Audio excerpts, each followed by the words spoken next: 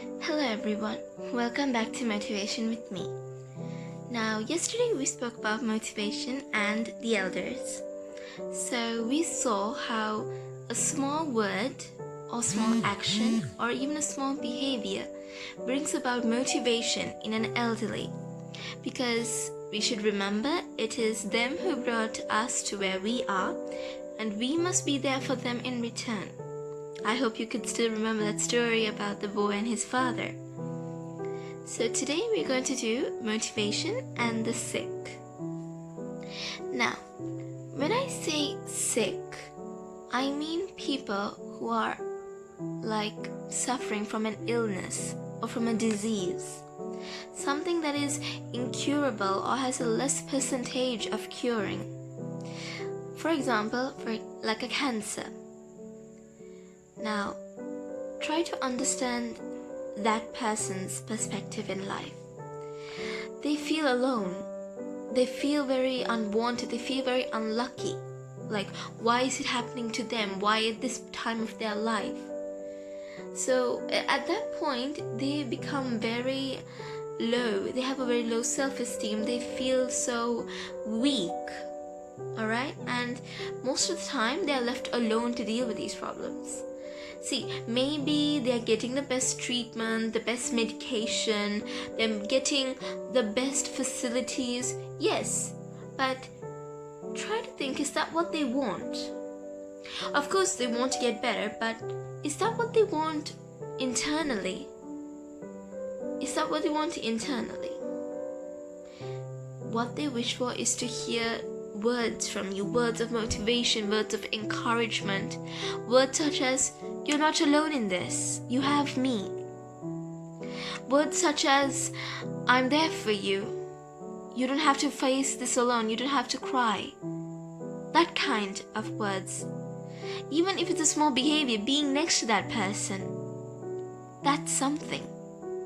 If for them, it may seem like nothing to you, like, what am I doing? I'm just sitting here next to him. But no, it means the world to them. It's a motivation to them because they feel like this person is sitting there for me. Then I will fight. I'll get better so that I can continue to be with him or her. Can you see the motivation it gives? Even if you're sitting next to the person, see what a motivation it gives. That sick person is motivated to get better mentally and physically, so that he can continue the rest of his life knowing that you are with him or her. So that's what they prefer from you. That's what they expect from you. They do not want your money or the fanciest technologies or the fanciest medications or the fanciest hospitals. They just want to know that they're not alone in this. See, that's what sickness does, doesn't it? How do you feel when you're sick? Now, I'm not talking cancer. I'm talking when you're having a common cold, or a fever, or a headache, or a tummy ache. How do you feel? You feel in pain, right? And you feel like your parents can't understand you, right? I mean, they're telling you, no, it's just a small thing. You have to get up, you have to do work, whatnot. Can you see the difference? In a way, your parents are behaving like that because they are trying to motivate you. It's an indirect approach of motivation. What I mean by an indirect approach, they are trying to mold you. So when they mold you, what I mean is they're basically shaping you. They're bringing you up to a certain standard where you are able to look after yourself in the future when they are not around. For example, let's say now you are having a job, you are comfortable, you have a roof over your head, you have all your food, you have everything. But one day you fall sick. Now no one is there. What do? Can you see? Your parents are molding you to be stronger. Not mentally but physically, to defeat that illness you have, because it's only temporary. And if it's too strong, there is antibiotics, there's antibodies. You just take it. Painkillers, you just take them and you just forget the pain and you do your work. Basically, that's how your parents are motivating you. They're shaping you. So that's the kind of message they're giving you.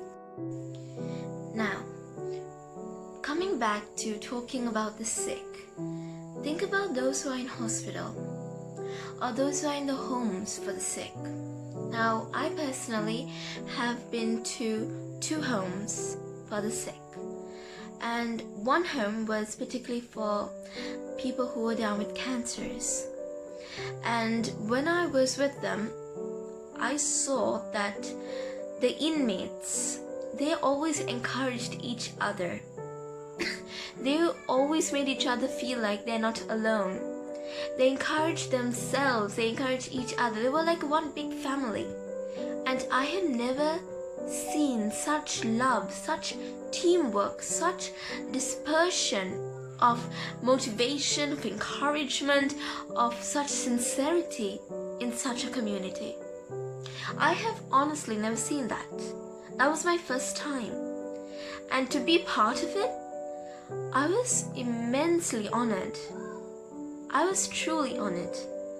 And apparently, I learned from them. I learned how motivating others actually makes you feel good.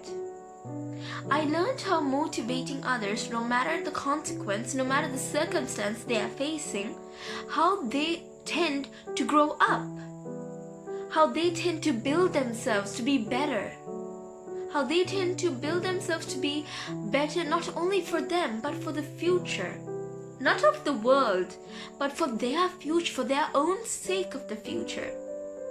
I mean, we're all living our own life, right? We are not living another person's, we're living ours. Now, the other home I went to was for those who were having disabilities. Now, these disabilities meant like they couldn't walk. They had to be either carried or they had to be pushed in a wheelchair. And when they wanted to go to bed, someone had to like help them get onto bed. Now, for them, I saw that they were so much happy. They were really happy that they didn't mind about their disability at all. They didn't care that they were disabled. They didn't care if they were different. And see, understand the true meaning of disability. It means differently abled. We are all able to do something, right? We are all unique. We have a different talent. We have everything. Just the same as the disabled. They are differently able. That means they are able to do the things we do, but in a different way, in a different form, in a different approach. Do you understand? Now, these people, I mean, okay, when we have a new building, a new opening, a new graduation or something, we have our traditional and cultural Sri Lankan dance, don't we? Like we welcome our chief guests and whatnot. These same dance techniques that our Sri Lankans do, that we do, it's also it's an ability that these people also do, the differently abled, the disabled do. They do it, but they have their own way.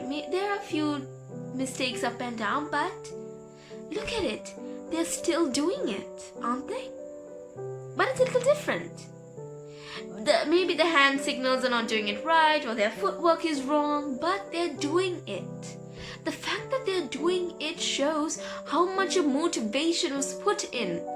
How much of motivation was put in to change their mindset. No, we can do it. No, you can do it. Just because you're like this doesn't mean you can't do it.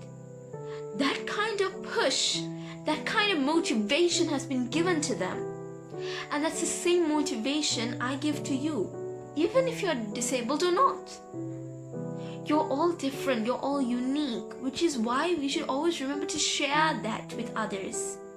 And it's especially good to share it with someone who is sick. Especially with someone who is sick. Because when they know that someone is behind them, pushing them to such an extent, they would feel like they're on top of the world. They would really feel that, and you would be right there beside them. You know, that's the special thing about them.